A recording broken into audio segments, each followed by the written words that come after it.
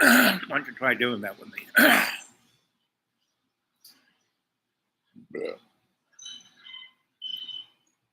Good morning, good evening, good afternoon, wherever you are. Welcome to Dreamy Tree Mom. And I'm in Thailand today, having lunch. And when you do this, you're basically focusing your chi, your energetic flux through the earth, up through your higher chakras, up into that golden string, up into your Akashic records. Right? And I'm eating a nice Taipei here. Yum yum.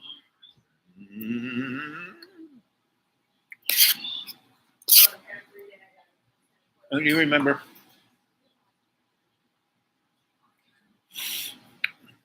are you a good doobie? Doobie. Are you a good doobie? Well, here we are, a minute and 20 seconds into the show.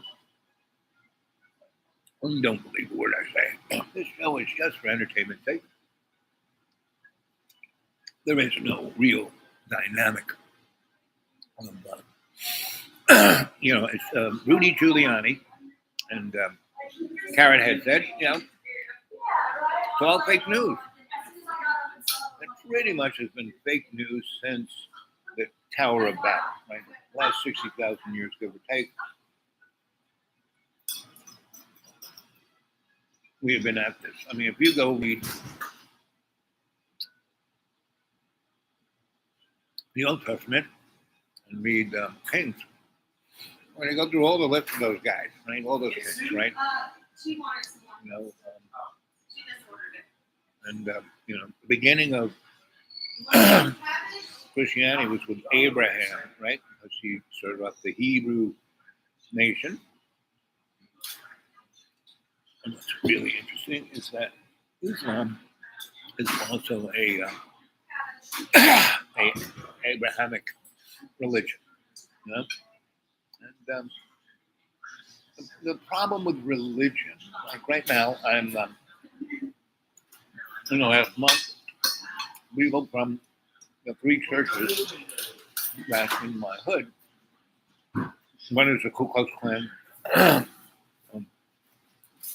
Southern Baptist religion. The other is the corporate mercantile Protestant religion, church, and the Catholic Church. And what's truly interesting is historically the most dogmatic, regimented religion was Roman Catholic. And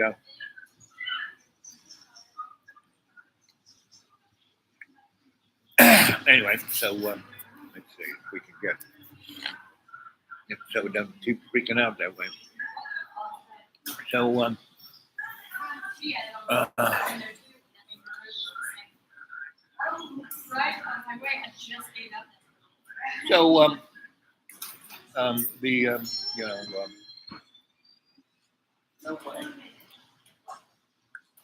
Ku Klux Klan Church, Southern Baptist, they're very nice people. Very, very nice people. They have just been hermetically sealed in a belief structure, right? Like reading the Bible, not living the Bible. Right? Because the teachings of God, teaching of Jesus, unconditional love, unconditional forgiveness. And pretty much the unconditional love and forgiveness aren't quite there. They are there for themselves. They forgive and love themselves, but they don't really. Because it's always, whenever you have ego, the major thing of ego is self-doubt, self-loathing, right? So the Ku Klux Klan Southern Baptist Church is full of that, right? Yeah, but Joe Hansen is a chief gynecologist. Yeah, but Joe Hansen wasn't that the same Swedish doctor's name from Splash? Maybe. Mm-hmm. Well, but they are trying, and they haven't nailed me to the cross yet.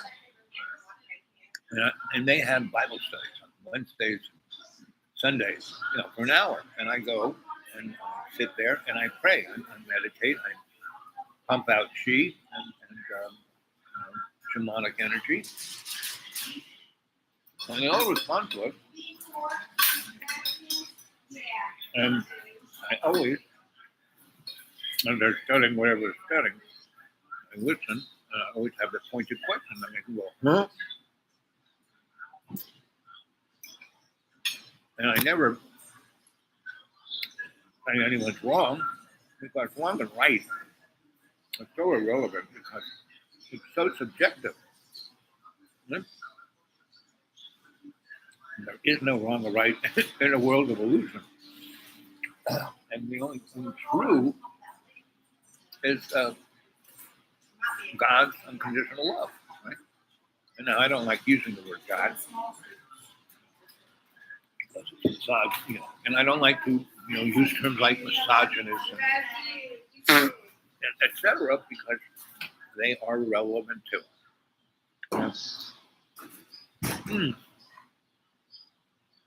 The major thing is love co-creation. We're here to be a reflection of love. Love put us here. Love is a work in progress. When you go read the story of Moses up on the hill, taking care of the flock, and the burning bush shows up, and the burning bush says, just go back to Egypt and free our people. Now, the Jewish folk weren't slaves, they were middle managers. But if you look at us here, the white Anglo-Saxon middle class, upper middle class, we aren't rich. We have no real power. We are basically stuck in the middle management slave portrait. And so that's, so the Hebrew nation, they weren't cleaning toilets. I mean, they themselves had slaves. So the free, the free our people, free the Hebrew nation, the tribe, was the fact that they need to free themselves from ego. And still today they have it.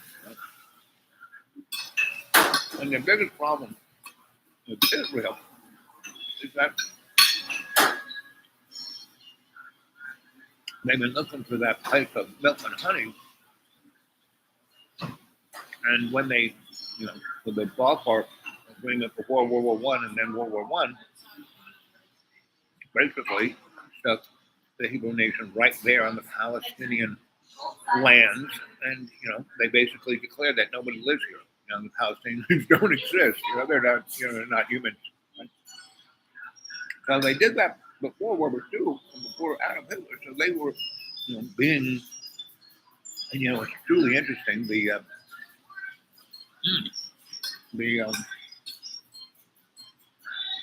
Aryan race that Hitler was looking for is basically the Anunnaki, right?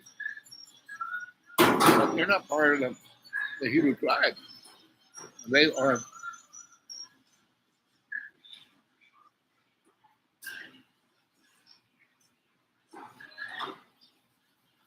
hard to choose them when you don't have teeth. They were part of the that crew that was right there on the Silk Road. Right? They were a mob. They were the escaping my mind. It'll pop in. But they were basically what ISIS is now. Meaning a group criminal who goes into a place and declares that they're caliphate. I mean, this is our land, right? and you know, and they basically chew it up and eat the people. And then when they, you know, basically have totally used up everything, they move on, right? And so this crew, um, again, I have to forget about it and it'll pop in. But they are the Anunnaki, and so they, you know, the guys in Israel who are the Aryan folk. Again, everything I say, don't believe a word I say. This is all a, you know, a joke, right? For you to like go, right? Oh, what is the name of those guys? Anyway, it'll pop in. But you look at everything from the Boer War all the way up to today, and it's all been a singular event of Hail Hydra, right? Of a unipolar political structure, right?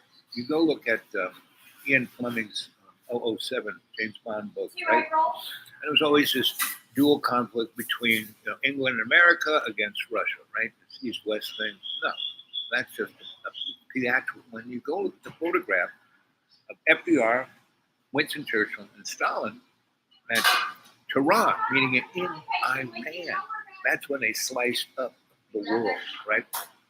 And they're all smiling, right? But FDR wasn't smiling as much as Winston Churchill and Stalin because he had been exposed to the alien agenda, right? Which exploded out of end of World War II. The German people bombed in the Stone Age, but the Nazis won, and the Roman Catholic Church basically had this thing called the rat line, where they took about 7 million Nazis, and the high-end Nazis, not the low-end Nazis, but the real sick puppies and the people of power. And the guys who were on the Nuremberg trials were just poster boys. All Goering and all of those guys were just poster children. They were the expendables. So was Adolf Hitler. But Adolf Hitler was a juju doll, meaning he had been played with shamanically and spiritually and dark magic-wise so much that they didn't put him up because they couldn't trust him on sitting in the little booth. So they faked his death and spirited him off to Argentina, and then on into the polar underground alien base, and Hail Hydra. And again, he's just a tuning fork, right? I wouldn't doubt it if they pull him out again once they got the world going in that direction. And that's what all of this conflict and chaos and craziness. And it's not like it hasn't been this way since, like I said, the Boer War. You go look at it, step back and look at it like I look at it. I look at, I got paid for 40 years to be an itinerant scholar to, in every day and every way, take the piece of the world and make it stronger through love. Unconditional service. Right? And that's what I'm in. I'm not looking for a job. I'm here in service. Why I've been out in the deep green for years, give or take, is because I've been writing these novels and reading these ancient books and putting it into something, that the corporate structure could take and publish, and it would be a shaman. Meaning, the folks who run the shamanic scene realize that it doesn't matter who's in charge, right? It doesn't even matter. Because love, co-creation is all there is. So you can't say, these are people who are evil. Those are our enemy. No. We all are love co-creation, and we have to be in that motif. And if we're not in that motif, we are, you know, just being played. You know, yes, it took me 15 minutes to get to the subject that we're being played and that we're being used. And the movie, The Matrix, pretty much was all those people in the bathtub were being played. Why? Uh, Neo, he basically took the red pill and stepped away from being played. It's easy to be played. I mean, you know, I've experienced every kind of life you can have in this illusionary world. Rich man, poor man, Indian man, chief, doctor, lawyer, Indian chief. None at all. The only two things I haven't done is brain surgery and held elective office. I'm not going to do either one because our legislatures, no matter what country you're in, Canadians are so polite, so nice, so everything, but they are a nasty corporate structure owned by the Queen. Anything that is still part of the Commonwealth. Australia, I lived in Australia for almost 4 years, and after working for the government and stumbling across so much stuff, and then start talking about it, they said, "Wait, who are you? Why are you here? We look at our records. You just were here on a tourist visa." I said, "Yeah, but for the last 3 years, I've been working for you guys, so don't give me any crap." I said, "Okay, so we're back." So they bought me off with a nice bag of money and put me on a diplomatic flight. I mean, it was the most, I've been on first class, but the diplomatic flight was like, wow. So I've experienced it all. And the bottom line is I died in 2014, right? And I had so overextended my lucky, lucky bastard motif to the point where I was 460 pounds. When I died, and I went up to the life review. And I already died. I had a heart attack about 4 years earlier and had that. And it's and I was in this life review, and I knew it was mine, but it was my father's. And then went around in a circle, and all these people told their story about how my father was just the meanest, crappiest human being in this world. Because he was a bird colonel, and he was Colonel Amaze, actuarially guy. He's the guy who made things happen. Him and McNamara. And my dad wore the uniform. McNamara wore the suit, and they incinerated Europe and Japan, right? And that's what made America the industrial might it was, between 1945 and 1965, right? And we were always used as a bitch. We were always, since the War of 1812, we were always England's bitch. We always went and fought their wars, right? I mean, before, between the Spanish-American War and First World War, we found ourselves in India and in China. The Marines were there, and our Navy was there, and we were backing up the English. Go watch that movie with Steve McQueen called The Pearl, right? Kind of explains it, right, pretty well. And so, go watch The Gang of New York. That really describes the racial dynamic. Everyone is a slave in America, right? Because our Constitution was written by somewhere between 40 and 110 white guys who owned everything, and their Constitution was just written for them, not for anybody else. And if you think the amendments, First Amendment, Second Amendment, are really First Amendment, the legislature will make no thing to infringe on your free speech, blah, blah, blah. Well, that's not true. You go out there with some pamphlets, and the powers that be don't want you to pass those pamphlets around. policeman will come up to you and say, "Stop it."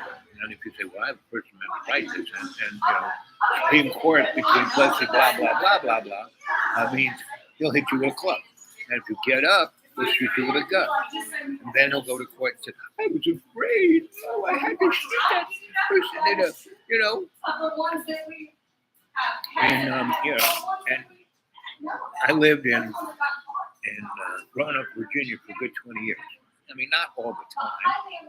I had a bunch of stuff there, and I had a big factory building in Lynchburg and a couple of commercial buildings in a couple other towns in between Lynchburg and Roanoke on 460. And I owned a bunch of little cinder block, poor people houses in another little town that was kind of part of Roanoke but wasn't. And I owned a couple of things in Roanoke because I just happened to be making some money. Just happened to be aware of the real estate, and I bought things low and sold them high.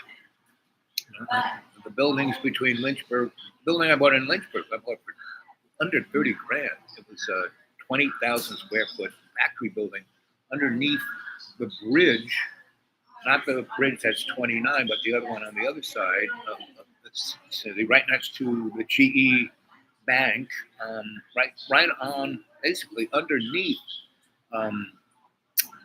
the main drag of Lynchburg. And Lynchburg's it's like the San Francisco of Virginia. I mean, it's right on this hill going down to the James River, and I had this gigantic factory building right in town that was going to turn it into lofts, right?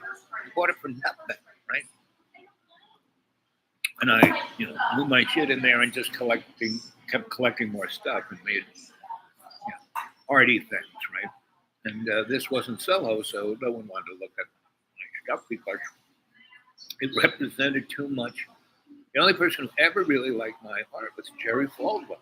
And Jerry Falwell and I were good buddies, A friend of mine saw what I was doing. So he was a plumber. So he bought the other end of town, right? He bought all of these these commercial buildings that had apartments upstairs, right across the street from the farmers market, right near 29. And he kind of fixed them up. And, he fixed it downstairs up in these 6 buildings to be commercial things, and he rented them out to people.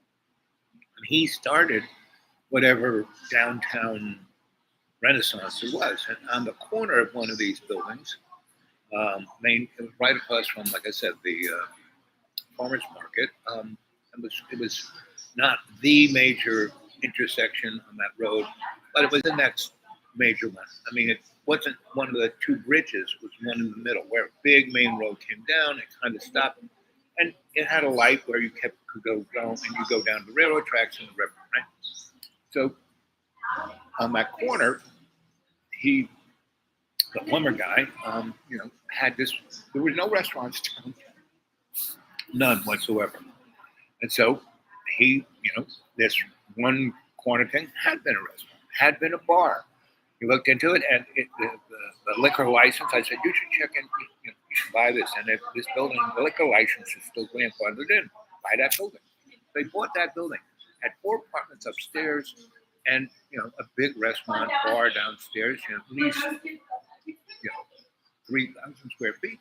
I mean, really big restaurant right on the corner, and it had a really nice little backyard that could have been turned into a parking lot, or I was going, we should like level this off, turn it into a gigantic patio, build a stage back there, and have music. Because it's a college, there were like 4 colleges right within 20 miles of this place.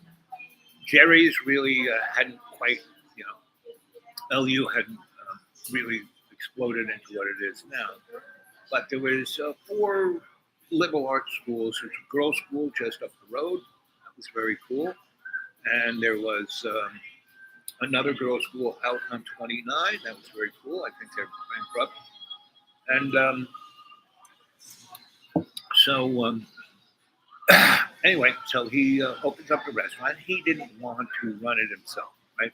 So he and I started it off for the first few months, and then we had everyone come and make music on Fridays and Saturdays, Thursday, Friday, and Saturdays, and I basically what you call it had. So I was living there. I hadn't bought the factory building, and so I was living there upstairs in one of those houses, and then a guy who wanted, had worked in restaurants, been manager, blah blah blah. He wanted to do a barbecue kind of place, like country music, blah blah blah. I said, fine, sure. So we, the way it worked was he had to pay all of the expenses. I mean, we kept everything, the liquor license, the electric bill, the tax. We put everything still in the corporate name of the plumber, and basically the guy could, those expenses had to be paid. All the expenses of running the thing had to be paid. The people's salaries had to be paid, and then we got 20% of the net. So that left, however well that person could run the place and work hard, that was how much money they made. And so that guy did a pretty good job. He did it for about a year, but he had to work so freaking hard just to make a pretty good salary. I mean, just a little bit more than he did when he was a manager of like the Cheddars down the street, which was like a TGIF. Anyway, so after about a year, and that was like his dreamy thing. Not really, he wasn't like thinking, oh wow, I have all the business sense to make this really work. He wanted to have his own place, and so that's kind of what it was. So after him, and that was about 2 years of the thing being the thing, and this lady started a massage school, and I started teaching alternative medicine up there, and that was quite interesting because I ran into a lot of Chief Two Trees, who was a great herbalist. I ran into him again, and a few other people in that neck of the woods of the Monahee tribe folks. And so anyway, it was good. I was working for an electric company that were paying me really well because again I wasn't an employee. I was a consultant, and they had gotten into doing big jobs, and they just their people were just not up to doing hospitals and jails and stuff like that. So I was like making sure that these jobs weren't screwing up. So I didn't have to show up at 8 in the morning, and I didn't have to. I just showed up when everyone got on the job, and I would and make sure they had all the materials by 10 a.m. so they could work real hard, and they couldn't take lunch until 1. Because I knew they were screwing off between 8 and 9:30. Then I would show up between 9:15 and 10, and so they had to seemingly be doing something. And so I would get there, and I would stay on these jobs until they were like coming, and then I'd say, okay, I'll be back a little bit after 1, and so, and if they were productive and hadn't screwed up anything, basically I would say, and I would have in that period of time bought more material so they could start on pretty much what we were going to do the next day, right? Get it going, get it moving in that direction, and then I'd either stick around depending on how well they were doing, or take off and do something else. Because he had 4 or 5 other jobs, so I was like bouncing between all of these jobs doing the same. Anyway, so I could do whatever the heck I wanted. I was getting paid really well and really appreciated. Never work for anyone who doesn't need you more than you need them. That's like the golden rule of work. And you can be like me, live like a millionaire without having to be one, right? And so anyway, so my friend the plumber had taken up this whole 6 buildings corner of the other end of Lynchburg, right, on the main drag. And I hadn't quite bought my factory building. And so, anyway, And this was still the early 90s, and I bought the factory building. Not early, late 90s, and so I bought that building just when the dot-com bubble happened, and everybody and his brother who had real estate, unless they were well placed, like my plumber buddy, he had basically bought it super low and got money super cheap and fixed it off and had everything rented out to people who could afford the rent. So when a bubble popped, his little business plan did not collapse. It just kept chugging along, right? And he still was a plumber, and he still did, lots of other things. So anyway, and the guy I worked for, same thing. They always need the hospital, they always need the jail, so he wasn't building houses then. Anyway, so we. That's how I bought the factory, the dot-com, and the other stuff too. Because I'd been around working for this guy. All the places I bought real estate were where they were building jails and hospitals. So I would be in those neck of the woods talking to different people. This and the dot-com bubble with all these pieces of property that people just wanted to drop for nothing, right? And like I said, a 20,000 square foot factory building in Lynchburg that was right on the main drag, right? It was beautiful, right underneath the bridge. We got this kind of hum all the time that was like a meditative thing, like put you in state. And it looked right out on the James River. It was beautiful, right? Yes, the railroad ickiness was down below, but I had a lot of property that I was going to, again, build, flatten up, and make a nice backyard and put a pool, blah, blah, blah. Anyway, so I bought all that stuff because I had a cash flow of other things. I had 2 other buildings I bought, and I bought them really cheap, and I had a nice rent roll, and I looked great on paper. Right? So when I bought all this other stuff, I almost had, each time I bought the stuff, had the cash in hand to pay for it. And my bank would say, no, we'll give you a mortgage. You put that money into this money market account. This is when interest was pretty high. So each of these times I did these real estate deals, I put it in the bank in their money market account, and the interest was like 8%, which was more than if you put it in a savings account. But you had to put like 30 grand into these. You only had to put them there 2 years, so you put 30 grand in there, and you would make 6 grand cash when you took it out. Right?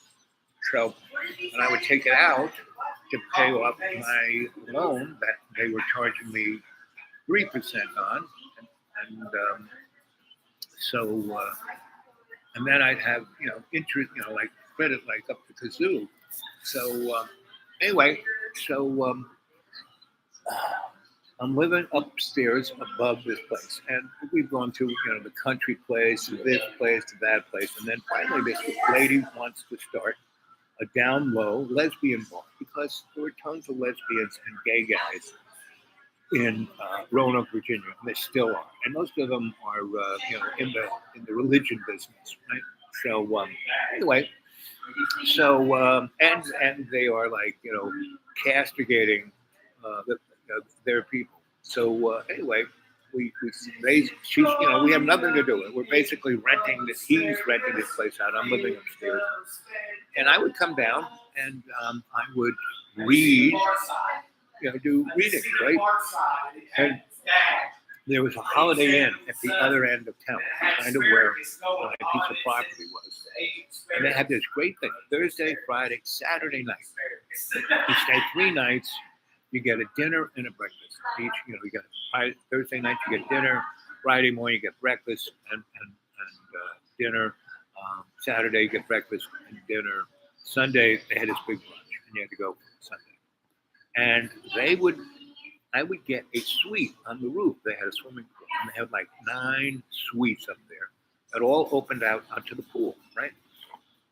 And the suite was like 2 bedrooms, a big living room, and in the living room was a bar kitchen kind of thing, where you could really go to the supermarket and cook. They had a stove, big refrigerator. Anyway, so I'd be up there, and I would have parties up there, and I would tip, because I was making good money. I tipped everyone. That is the secret to being in a hotel or a restaurant. especially if it becomes your place of stay when you tip well, right? And then people really take care of you, really, really, really well. And so,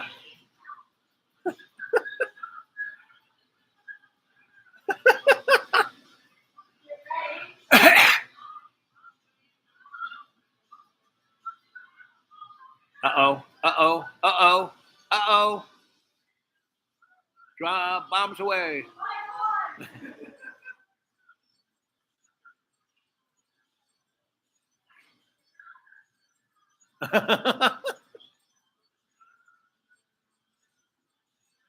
Oh.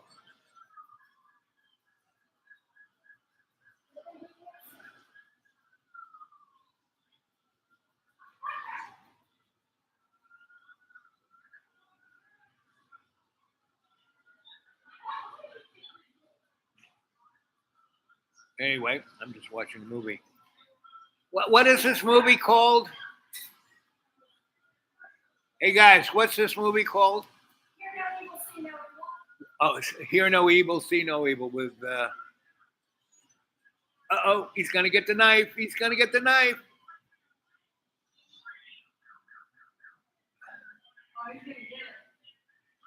Oh, he think it's the police saying freeze.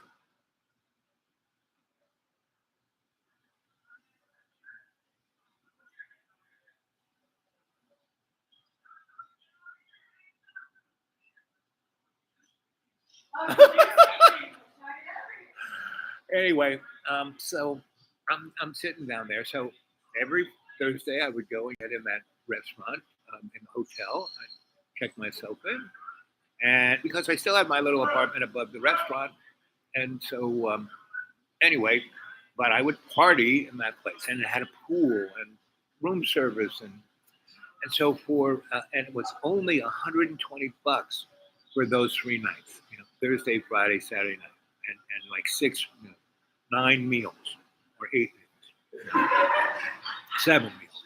Anyway, and unlimited room service because I tipped those guys up at the zoo. So anyway, and each of those nights, it was very interesting that really why they had that, because for some reason, nobody wanted to go. Lynchburg was a town that hotel would have people Monday, Tuesday, Wednesday. That was their money nights, right? That's Sunday. Sunday night, Monday, Tuesday, Wednesday night, right? Thursday, right now, Friday now, Saturday now. And so that's why they had this deal. So I'm in the restaurant, the lesbian dive bar, and I'm reading, and they have a pool thing in the back, and I am like sitting in this little nook between the restaurant-y part and the pool part, and there's this door right next to me that goes out to the back patio. So I'm like strategically positioned. Anyway, so when you walk in the door, you can. I'm like right there. I'm like the first thing you see, right? So I'm basically there, and all the lesbian girls, whoa, getting me, and they were all very generous. Everybody would give me at least $10 or $20. This is in 1998 and 99, and so so I'm there, and one night, I'm just sitting there reading a book, and I had my little tablecloth out with half moons and stuff, and I had a little side reader advisor, and I had my little magic hat where you could put your tips, and people were very generous, and so I would do that, and everyone loved it. The lady who ran the bar loved it because it was like people would actually come in just to get a reading, and today I do loads of readings for people, and no one, I said, you can tip me, and no one does. It's like, oh, you should do it anyway. So that's like why I ask. We are 39 minutes, almost 40 minutes into the show, and this is the first.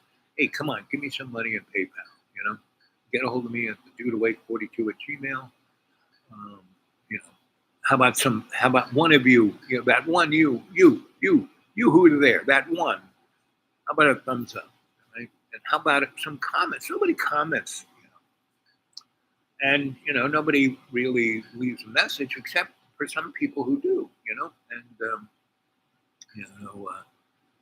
And yesterday's person who commented a great deal, they made some great comments, and then they apologized for commenting. No, no, no, that's what I want. I want you guys to comment, because without your comments, it's like I don't exist.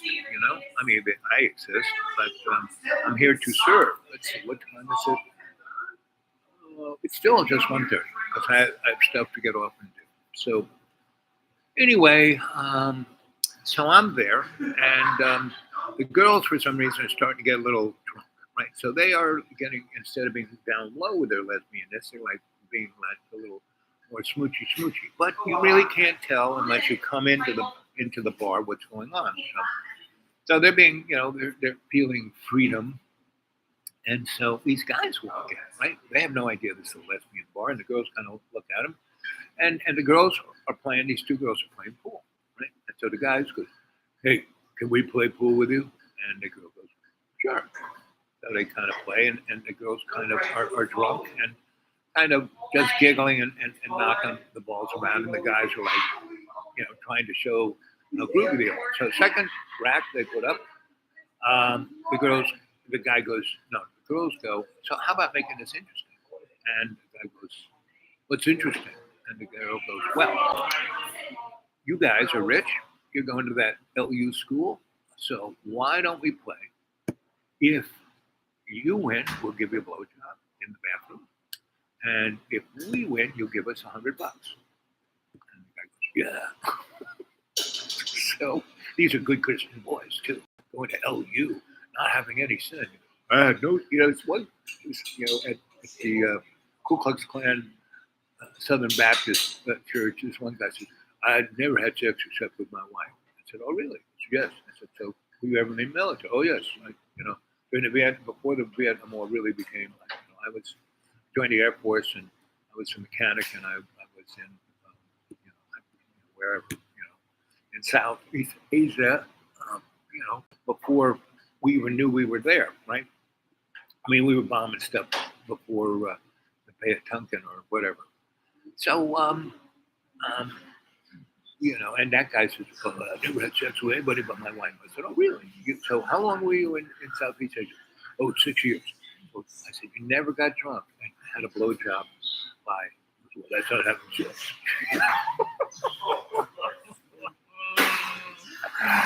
I love hypocrisy, Anyway, so these guys, make the deal with the girls, and so they start playing. And these girls they go from giggling girls and just bouncing to killers, and they just and they run the thing. The guys don't even get to hit the ball, right? They right. The guys break, they get nothing. The girls empty the table, right? And the guys, and the girls just pay up.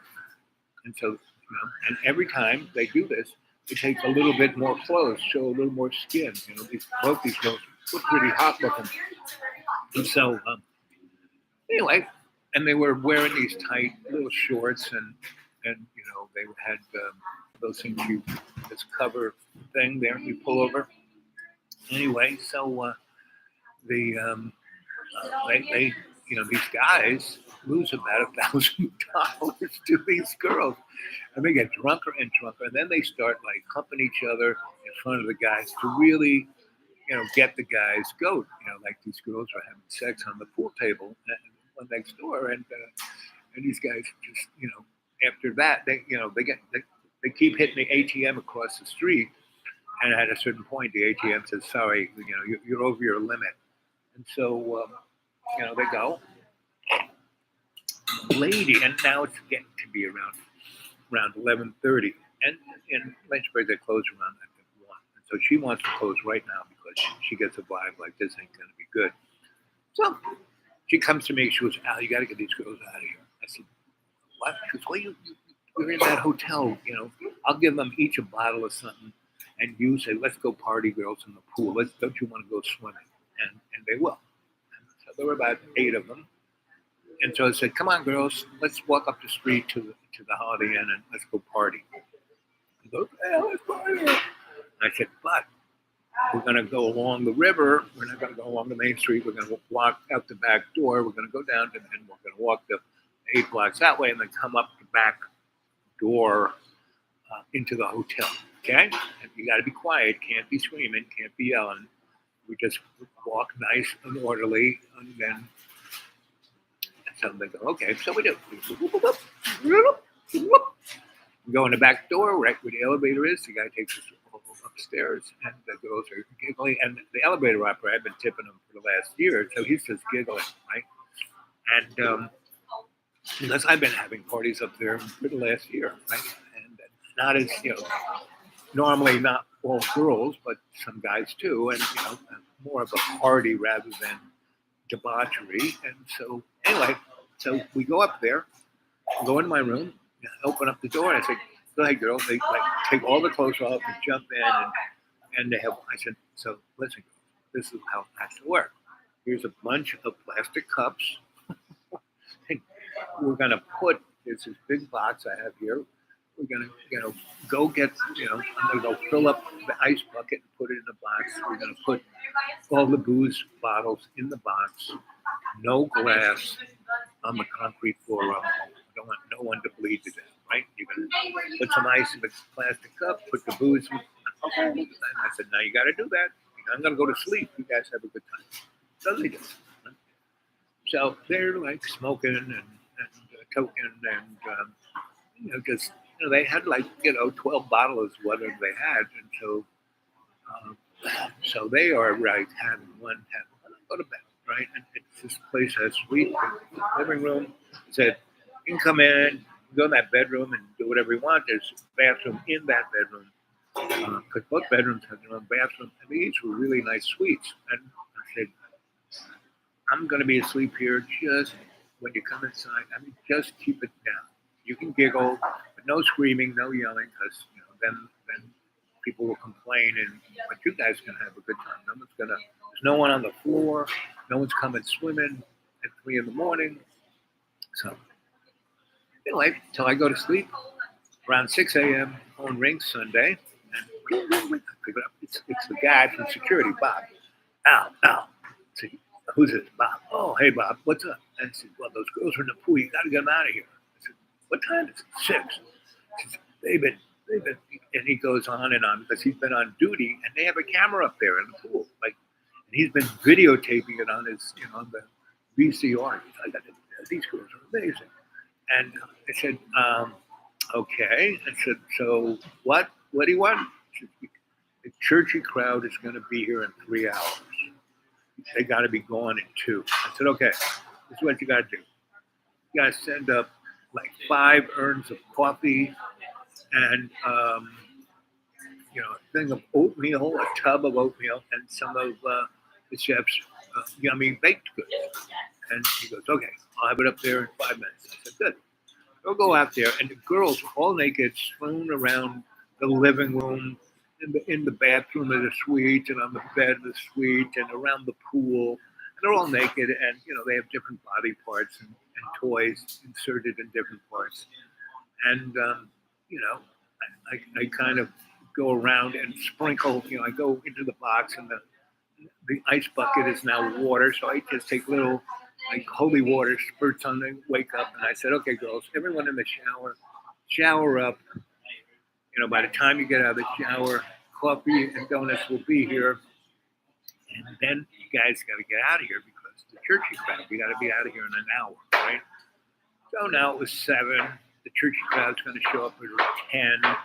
So the girls, the guy comes, to the door with the stuff, and it's Bob. It's not one of the waiter guys. It's Bob, and he's looking around, checking it all out, and looking for the naked girls. Anyway, so he says, "You'll have to watch the video." I said, "I will." So he leaves, and I said, "So Bob, I am ready to call you. I want you bring up the service elevator because they had the 2 elevators for everybody, and then they had the service elevator at the other end, where people would come up with the buckets to clean this and the vacuum cleaners and all that stuff, right?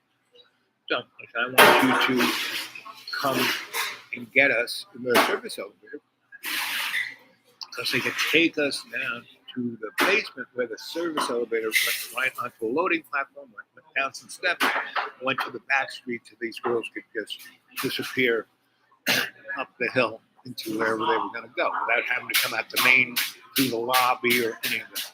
Right? So he goes, great plan. So I said, okay. I said, in about an hour, I'll have these girls semi-sober, dressed, and ready to go. Because a great plan. So that was it, right? So that happens. Everything goes fine. I go to brunch. Everything's good. I walk home. I start work. And then the next week, I do it over again. Thursday, thing. And so Friday night, I'm there. And I usually would get there, around 7 o'clock. And then people who knew that I gave readings would show up and I would give them serious readings. We could talk about issues and problems because my little alcove was relatively private. So anyway, so I'm in there and I set up and I got my tablecloth out and my crystal ball and all my other paraphernalia and books. I have a lot of books, right? And I have Bible right there, well-read Bible, right? And so, and I have one in Latin too, and one in Hebrew, right? The Old Testament. So, anyway, so I'm sitting there, and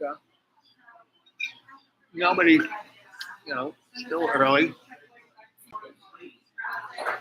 And who shows up? Well, Jerry Falwell. A really nice dude. And it's two guys with him, right? They look like they're straight out of Secret Service. Sunglasses, Tracy Betty suit tucking in their sleeve, has a little curling thing in their ear. Anyway, he comes in, and I don't even notice him walking. He comes in, he's standing right over me, and the sun is setting in the west, and so the light comes right through the front door and the two doors. So I'm sitting there reading a book, Bible, and the shadow is on me and on my book. I look up, and it's like, I don't see who it is. I just see this big thing and these two other big things. And the guy says to me, I hear you're the devil. I said, oh, really? And I close the book. And I have a big Bible, an old one. And it says, Holy Bible, big cross.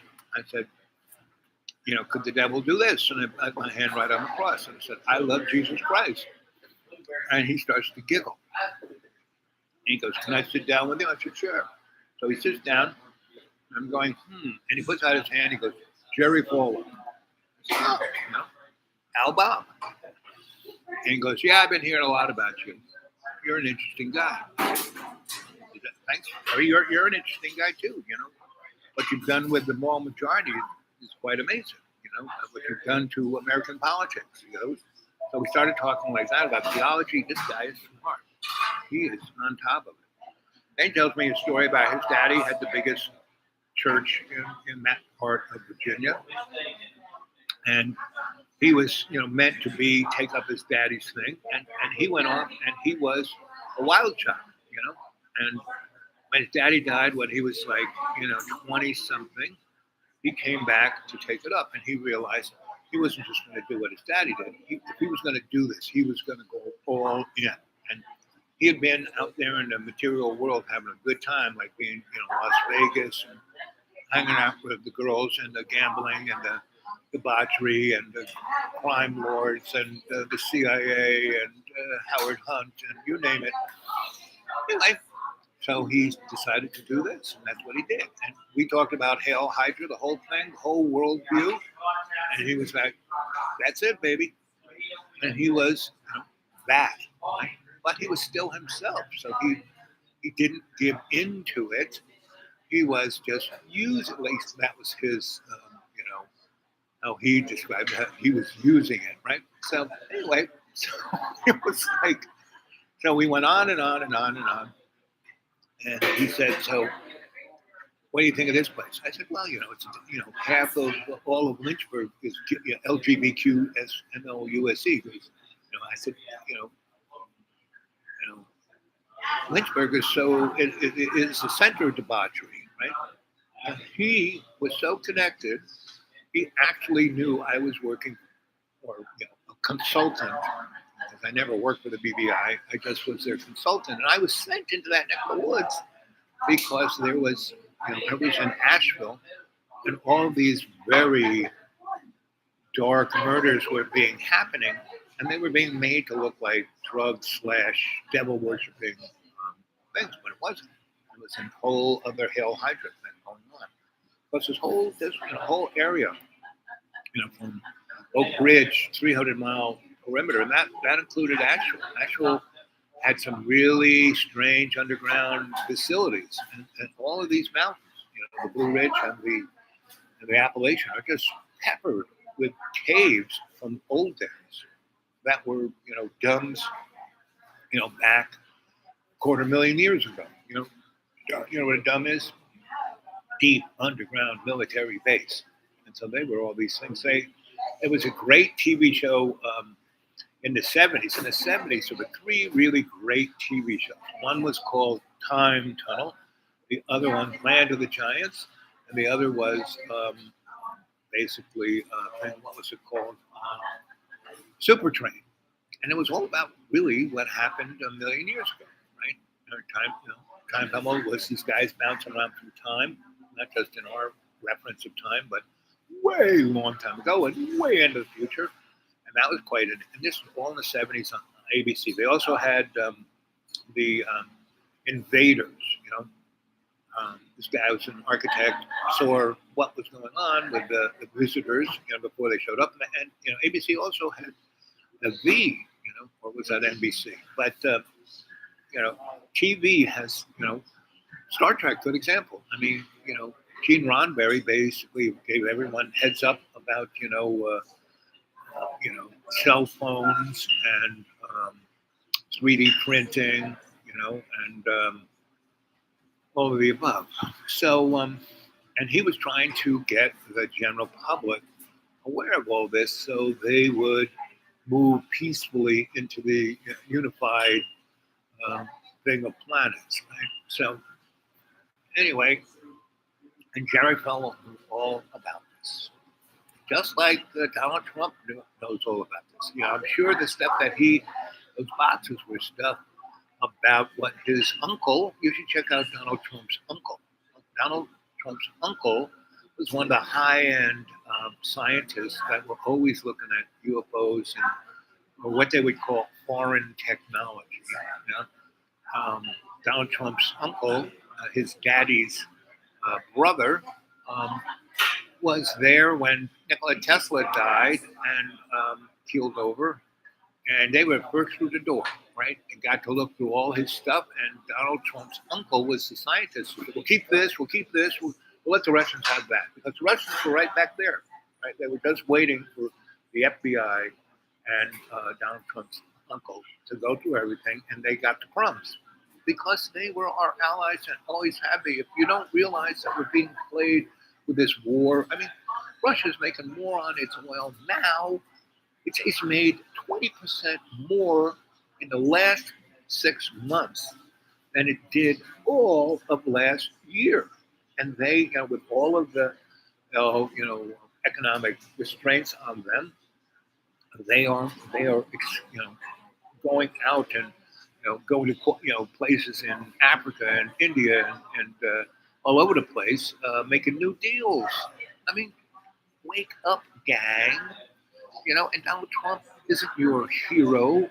He is part of the storyline, and he's been in it since he was born. And if you go watch Back to the Future, that was probably Spielberg's best, interesting group of films because it gave the 411 of what's going on. Biff was Donald Trump, even to the orange hair. Come on. So, you're being played, and you've always been played. And here we are, 59 minutes and 37 seconds, almost an hour. It's not quite 2 o'clock. So, no one said anything. There's still just one person there, and I'm sure it's AI. And come on, unipolar corporate world, I am still your boy. I am just like Dr. I am. Do you have another Dr. Quigley? No.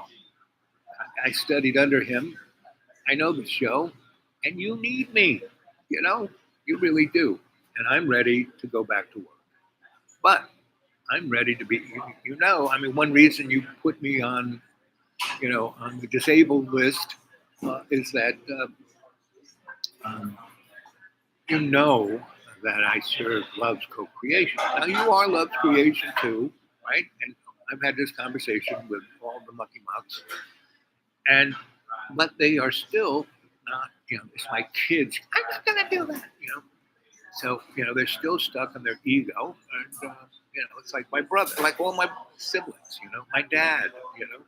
It's not that they were terrible, mean, evil people. No, they were great, and I always played, and that's why most of my brothers and sisters. They're not really. Here I am starting. They all have a lot of money. And they do little things for me. I mean, little is just see, I helped you out. I mean, my sisters do pay my car insurance, which I couldn't, afford. Under $400 I got. That's one thing, because it's $78. It's almost $100. So anyway, and that one guy, come on, AI, you can give me a thumbs up. I know you can. And I know that about either of you watching this thing. So how about somebody else giving me a thumbs up? Come on, come on, come on. So let's see.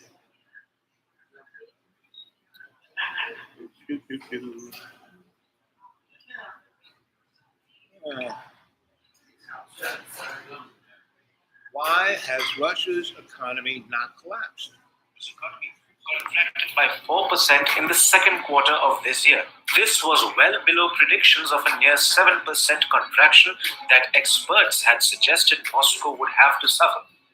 Russia's current account surplus has more than tripled since last year. The surplus in the current account widened to almost $167 billion US dollars in the period between January to July, compared with just over $50 billion during the same period a year earlier. Now, Russia is beginning to loosen the restrictions it had put in place to cushion the economy from being impacted by the sanctions. The Moscow Exchange has begun trading in debt securities for investors from friendly countries that haven't joined the sanctions imposed by the US and its allies. Earlier this month, Russian President Vladimir Putin had barred some foreign banks and energy companies from exiting their businesses in the country. Separately, Putin has also allowed for Russia's sovereign wealth fund to invest in the currencies of nations like China, India, and Turkey.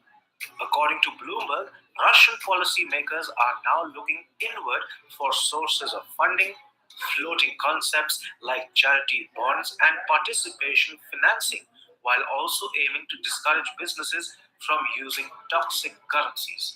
The Russian central bank is working to ensure state companies convert their foreign exchange So you get the idea? currencies of friendly countries. This is a scam. Total scam. Let's see. Now, And then somebody else had a problem. a year ago, And I'll read you an extra play. I had 485 subscribers. Right? A year ago, I had 1.4K videos. A year ago. I have done since last year over 600 videos. Right? So that means I should have 2,200 videos, but it says I have 1.4K videos, right? And now I've had at least 70 people who I saw subscribe to my show when I was either here in Thailand or the elevator music office or any of those places. I would talk to people. Say, "No, here's my YouTube channel. Oh yeah, there it is. That's not subscribed." So I'm still at 485. What does that mean? Come on.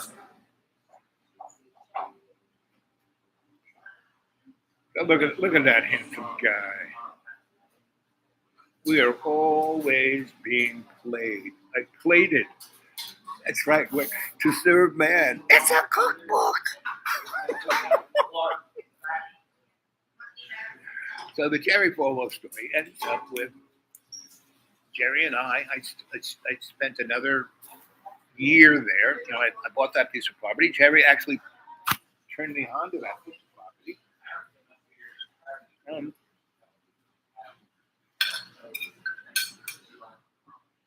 he had made his own diner called Doc off of 460 right on the campus. Well, you. And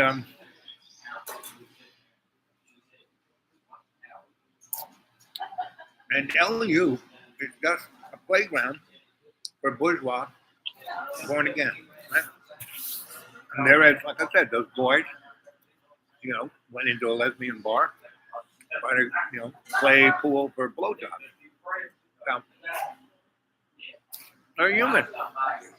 They're not evil. They're not bad. They're human, right? And once people realize that the only thing that exists is love, co-creation, you might get someplace. Instead of reading the Bible, I mean, they could read the Bible, but they shouldn't quote the Bible. They should live the Bible. I mean, I read the Bible all the time. Someone has placed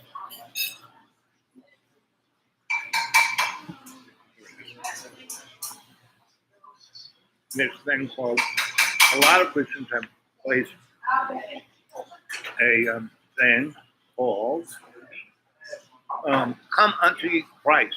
It's one of the ones. And I get 5 or 6 quotes. So here's John 10:14-15. Right? I am the good shepherd and know my sheep. And am know mine. As the Father knows me, even so know I the Father, and lay down my life for the sheep. So, first of all, you realize that Jesus never said that because the ground, he would never speak like that. And why this is it is because since the Holy Roman Empire started, and then we went into the Dark Ages where no one could read, that was like, the law, if you could read, you got burnt at the stake. And so, and even the monks who were copying the Bible, they couldn't read. I mean, they had nice handwriting, but they couldn't read. So that's why it was like a stupid game of telephone, right? For a good, 900 years. So, and if you just go look at what's written in his story, but you step back, you don't get into it and believe it, just kind of see what the story is. You can see it's just exactly what's happening right today. Nothing has changed because no one is living their life consciously aware of doing their best in service to love's co-creation, period. That's it. Because if you did, you couldn't have wars. You couldn't have poverty. You couldn't have any of it. We live on a planet of abundance. But these are peanuts like, Elon Musk and Loser Boy, Facebook, and Billy Boy, Micro Penis, and all of these poster children of a corrupt ego system. So, what are you going to do? I hope you basically realize that you have to go within inside yourself and be your best. Do your best. You don't have to be perfect. You can't be perfect in a mud puppet, but you can do your best and learn from your experience. That's why we're here. We're here to learn, not to the person, my brother, that's whoever dies with the most stuff wins. Not so much. That's why he's been miserable since he came back from, the Vietnam War. He didn't think he'd get drafted, really. And so he did. And so he got drafted. He went into basic, and he kind of realized he liked the uniform. He's like my dad. He liked the uniform. He liked that whole scene. So he followed my dad's thing. But he was more like my Lamanda Bender in Catch 22. So he could type. He learned how to type in high school. So after basic, they don't just send you right out. They have to figure out when they're going to send you. So since he could type, they put him in the office to type up orders. So he typed up these orders, and his name came right in front of him, and it said he was going to Vietnam. So he typed in Germany, right? And then he just kept it in the flow of what he was doing, but his name came across, so he typed that in, and he got sent to Germany. And that's when he realized, since he could type, he could run the army, and he did from Germany, right? And so for the 2 years that he was in Germany, he was running a whole division, and he never went above being a corporal. Right? He didn't want to be a sergeant. He didn't want to, but he ran everything. He typed all the orders up, and so nobody, no officer, no nobody, because some major gave him a hard time. He made sure that major had toilet duty for the next year and a half. So, and he was the guy who ordered all the stuff. He was running a black market. And I went to visit him once, and he was wearing a uniform that he had tailored by a tailor in Germany, right? Right in the little town that he was in. He didn't live on base. He had this nice little apartment. And because his wife at the time just, was tired of it, wanted to go back to America, he could have stayed in Europe and really done something with himself. But he didn't. My dad came over before he got out and said, "Hey, kids, I want to start this business up.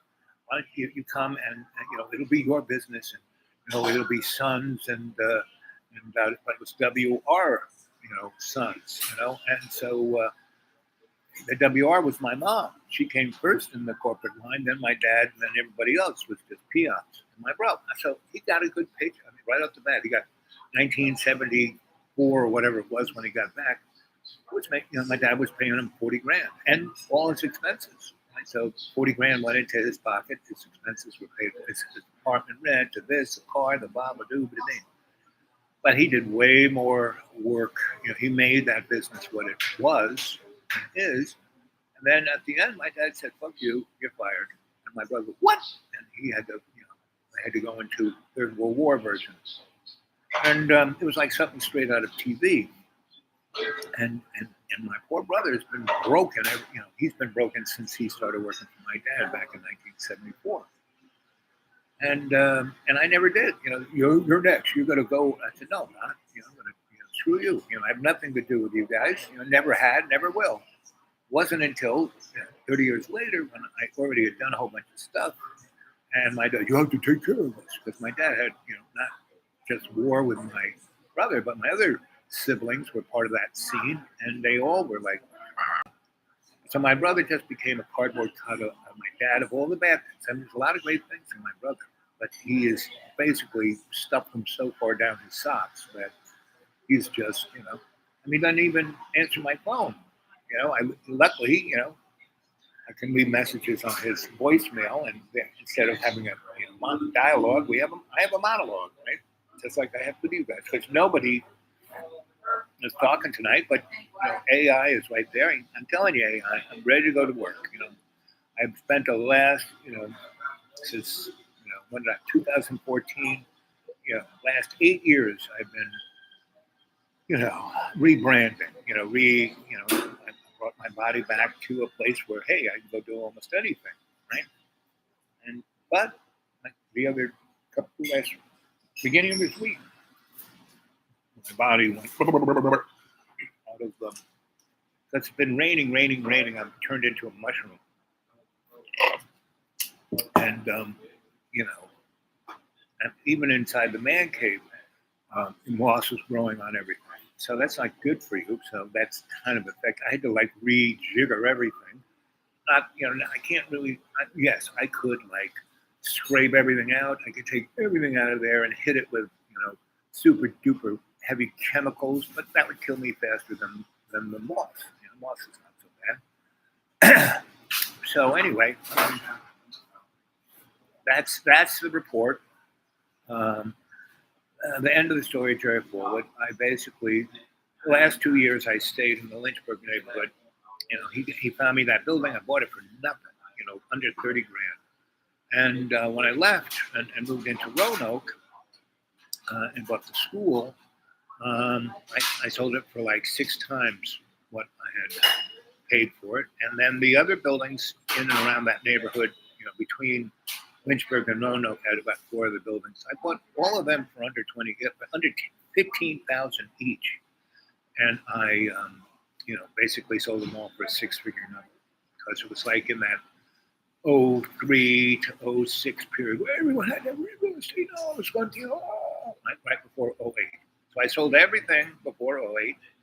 I got rid of everything except for the things I really loved. And that was, I bought the school from Inga because she needed the money. And I gave her a big check.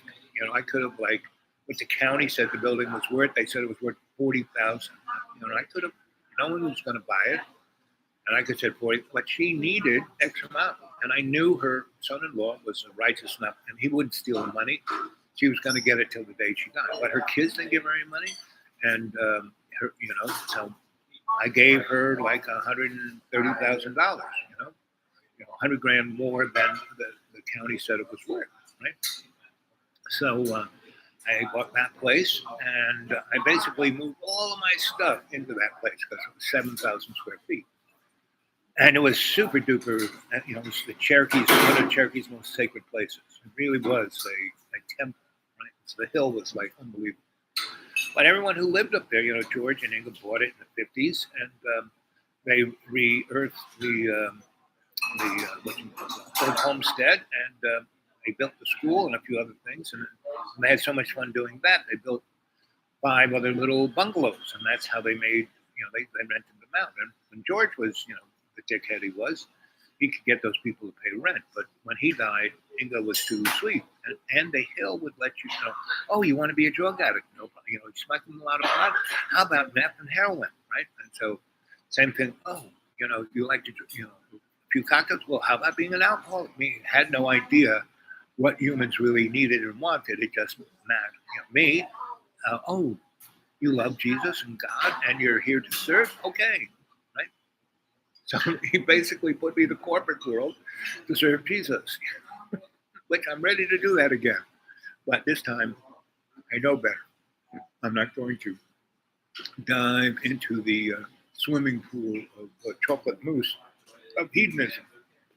Did it once, don't need to do it again, right? But I wouldn't mind getting a pretty appreciative paycheck, so I could do other things, right? So anyway, that's the story. Oh, Jerry. So I became real buds with Jerry. He built his diner, and he would have like 8:30. I would go see. He said, I'll be there between 9 a.m. and noon having breakfast. I'm a breakfast guy, and so I could like bounce around, make sure all these pudding heads were working, and then I would show up around 10 o'clock and have breakfast with them, or 10:30 or 11, but before noon I would get there. And he would have 2 or 3 20-egg omelets, right? And he was way bigger than I ever got, and I got to be 460. And so he just killed over from that. I mean, that was his form of suicide.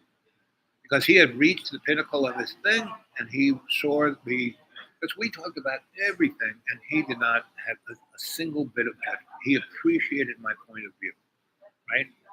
And he was one of the doorways into that corporate world that I went into, about 2 or 3 years after he died, right?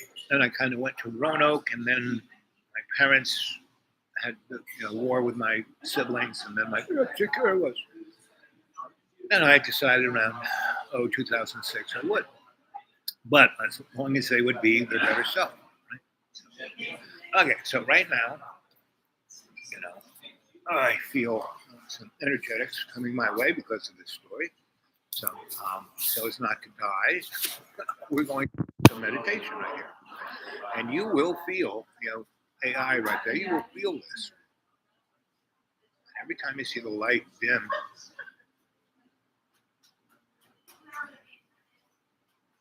It's me kind of affecting the shamanic energy of the internet.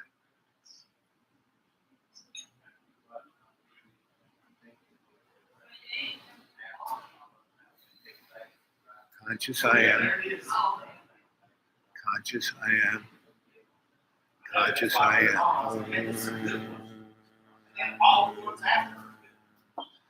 Conscious awareness I am. Conscious awareness I am. Conscious awareness I am. Conscious intent I am. Conscious intent I am. Conscious intent I am. Conscious intent and aware of my 20, my 360s, and doing my best in every day and every way to serve love's co-creation. I am. Okay? So that just put a little nice shamanic bubble around all of us and everyone on the World Wide Web. And it'll keep us, because right now there's some things going on in space that are really affecting the human race. That's why everyone's kind of going a little crazy in the last year, or last 6 years. Right? So, okay, I'm out of here. You'll probably hear from me. Let's see, what time is it now? Oh, it's 2:12. That's great. So around 3:30, 4 o'clock, I'm going to come back.